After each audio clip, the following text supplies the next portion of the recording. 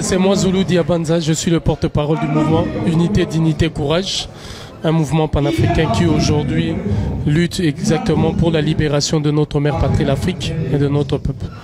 Ma présence ici, c'est d'abord dans l'esprit de la solidarité.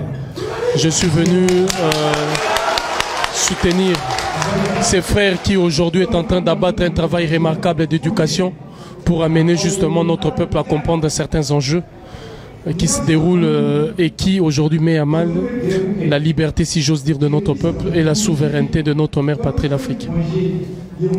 Et il s'est fait au-delà de ces soutiens de la solidarité.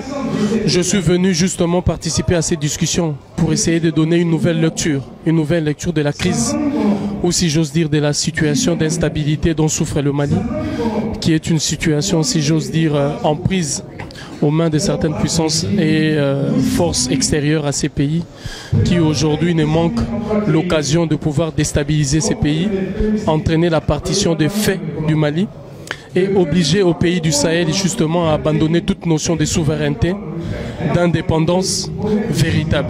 Et il est de devoir que notre aujourd'hui de pouvoir amener cette dimension panafricaine dans cette lutte pour que la jeunesse malienne avant-gardiste soit au premier plan de la lutte pour la souveraineté véritable. Parce qu'au lendemain de l'alternance politique au Mali, nous serons confrontés à ces réels problèmes, celle de la souveraineté véritable et de l'indépendance du Mali ainsi que son intégralité territoriale. Donc voilà les raisons qui m'ont amené ici.